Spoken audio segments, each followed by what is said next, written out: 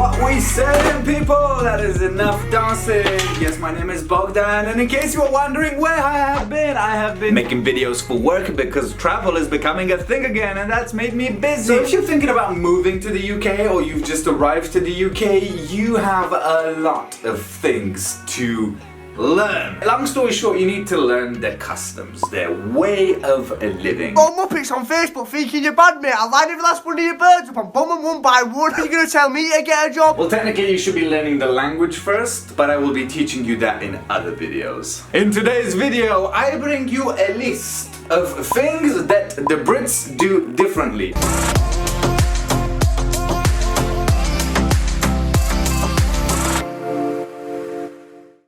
The way in which the United Kingdom does things, in their mind, is the way that things should be done, period. So my best advice to you is to just take them as they come. And this is where the list begins with number uno. Let's start this list with basic communication. Let's assume that you need a yes or no answer from your fellow Briton. Now, that doesn't happen. It just doesn't. Hey, do you like this painting? It's an interesting piece. It's got things, certainly got shapes and images. Yes, it's a thing. Indeed, it is a thing. But do you like it or not? Well, somewhere between yes and no, the Brits have found this vague space of I'm not sure. Yes, I do. No, I don't. No, I can't. We're looking for a yes or no. You are just never gonna get it! Ever! I swear to God, the Brits are just physically unable to say no. No, like no, no. No! It is down to you to then get the subtlety of the no. If they haven't said yes and they haven't said no, it's probably a no. Communication is not the only thing that is immediately different. Number six, there is also the way in which they say things. And let's focus on the one sentence that obsesses me with a passion. Well done. Oh, well done. Oh, you have a YouTube channel, well done. Oh, you passed your exam, well done. This well done that haunts me, I can never know if it's a genuine congratulations or is it pure patronizing, because to me, whenever I hear the phrase well done, I just think I'm being patronized. I swear to God. Randomly, I came across these two girls that went on an inflatable raft on the river as I was cycling. This was happening ages ago. And they couldn't unscrew one thing to deflate their boat. So they asked me for help because I was coincidentally there. Oh, you did it! Oh, well done. I kind of regret doing it now. Is that the best you could have said? Is there no other sentence you could have said? Could you not have just said thank you instead? And it then obsesses me. So if you're like me, I'm sure you will just either not understand it or take it the wrong way. So don't. I guess that's my point, that's my advice. Don't take it the wrong way. Take it as it comes and scrub it off. But I swear to God, every time she said it, it just sounded uninterested, detached, cold, distant. But in some cases, it is pure appreciation. So it makes it really difficult to figure out what this well done business is. And why can they not just use anything else? Good job, congratulations, oh cool, oh yeah, oh fuck me, so many options. No. Well done. Number three. I genuinely don't think that the Brits love their kids. Controversial, I know, bear with me. Of course they do, hopefully. But do they? So I come from Romania, I think I've made this clear by now already. And where I come from and in other neighboring countries, and generally speaking most of Europe, parents would love for you to live with them forever. They find it fairly difficult to see you leave the city in which they've been with you your whole life, let alone move countries. They will obviously let you go, obviously. But they will miss you and they will make every single effort possible and impossible to get you to come back. The Brits do not. Make no mistake, this is legit. Ask anyone. This is, I find, probably the most different cultural reference. Case study, I was chatting to someone I think a couple of years ago and he just perfectly embodied everything I was saying. So his son was now going to university. Uni, everyone wants to go to uni, right? Everyone wants that adventure. Well, Most people. This dude, this young man, did not want to go to uni. He said, why would it? Well, his dad was like, I will pay for your uni, I will pay for your rent. Even better, you don't even need a job. Just get out of my house. Was what the man said to me.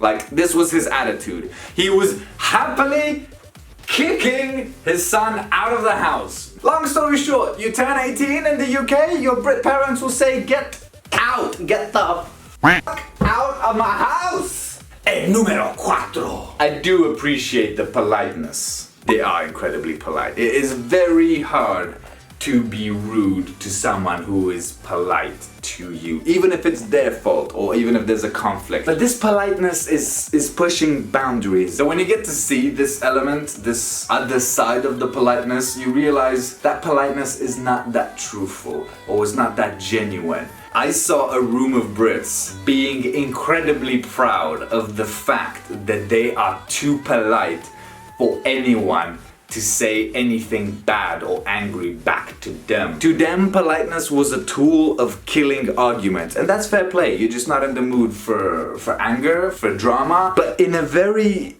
Machiavellian way, they had a funky smirk. In my mind, I was like, But of course, I can't say or show that. But you can't do anything to me because I am so polite. True story. That is literally how that conversation went about. Pour us another wine, will ya? Oh, no, you're busy. Okay, sorry. Well, it's okay, just be polite. And I'll get my own wine. Ba, I think is Chinese for 5. Is it ba? Or is that 8? Number 5, flowers, right? Flowers here in the UK are a bit of a hit or miss. Flowers for the girls when you are going somewhere as a guest. I think it's more than fair. I think it's nice, it's appropriate, and it's a sign of nice upbringing. But a lot of them do not have the concept of flowers. They just don't. I was in uni, this was years ago. This was a literal 10 years ago, oh my days. And while in uni, we went to our course mates, to our friend's birthday party. And I knew that her parents were gonna be there and her mom was gonna be there. So I bought 2 bouquets of flowers. I mean, you can decode it, you can analyze the shit out of it. The point is, it's just nice to bring flowers. So we walk in there and I'm like, hey, hi, nice to meet you. Thank you for having us. I brought you some flowers. No, it's not my birthday, no. What do you mean no to flowers? I know it's not your birthday, lady, but I have flowers for your daughter as well. These are yours. I have more than 1 bouquet. These are for you. Yeah, cheers. True story. She took them and then just tossed them on the side. Didn't even put them in water, just... And then the birthday girl appears. Hello, happy birthday. Bisous, big birthday, big sesh, big plans. Here's some flowers for you. Happy birthday, muchacha. Yeah, cheers. Just like her mom. And the last one on my list in this video, kind of back to the politeness, but not just the politeness, the fairness of how the country wants to operate. You're taking a taxi, right? In England, you don't just shout in the street saying, hey, like it's New York or Romania or something like that. You come out of the train station and there's a taxi queue. And I think that's fair, because they need their own system. But what happens when there's a bit of confusion? Not that long ago, I came back after a long day in London with mum and we were heading home and we jumped in the first taxi that arrived. That taxi said no, because there are other people in front of me. Now those people, they were outside of the queue here with their dog. So mom and I said, yeah, okay, fair play. So we got out of this car and went to the immediate one behind it. Hey, how you doing? Yeah, good, but why didn't you take the first car? The first driver refused to take those people because they had a dog. So those people left and now the first taxi was without customers. And the second taxi we were in kept saying, I don't want to get in trouble. I think you need to get out and speak to the first driver. I understand queuing. I understand that the Brits love a good queue. Even if they don't know what they're queuing for, they come across a queue and say, ooh, I'm gonna join this because maybe there's something good at the end. Have you been queuing long? While it's a fair system for them, it's genuinely not fair for me, for you. Maybe I just don't like your car.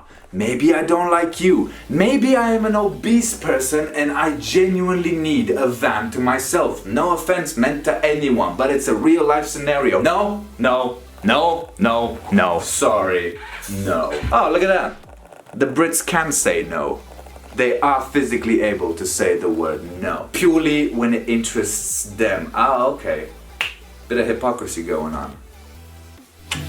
So now you had two dickhead drivers who don't know their own rules without customers. So in the end we got out of the car and said, "F you brother man," and just walk. Of course it doesn't f***ing matter. They will have other clients. But I think that their approach to being fair amongst each other doesn't account for us, the customers, the paying customers. Coming from a country where I can just go up to any car, it's my choice with whom I will be spending my money. For this kind of car, for this kind of price, for this kind of face. I mean, I just don't like you. I don't trust you. The internet is just full of women getting attacked in taxis, and you look like the kind of person who might attack me or my mom or my friend. So I just don't want to go with you. Meanwhile, I would like to add that these are just my 2 cents or 2 pence on the situation. Hit that like button so I know if you do agree. And if you think that I've missed anything, please do let it know in the comments below. Thanks for watching this video, man. I'm back with energies. All of my shit is sorted out. I'm getting over the breakup. There's a guy coming in next week to redo the bedrooms and do them nice modern, like with spotlights in the what do you call this? The ceiling, the fence, the building of the shed. It's all happening. So I have been busy, but now I'm also hyped and I have quite the amount of lists of videos to make, like I promised. Living in the UK as a foreigner. If you've enjoyed this video and you haven't already done so, please press the subscribe button and then the little bell thing to get all these notifications. And follow me on all the social medias. My links are down below. At BogdanAlexiTV. That's how you can follow me. And especially on the gram, I'm pretty active there. But if you've been watching a short version of this video on Facebook, then make sure to follow that page, my page. And check out some of the other videos on YouTube as well. There's a lot. There's a lot of travel. There's a lot of DIY. Thanks for watching, and I will catch you next Thursday in a new one. Laters!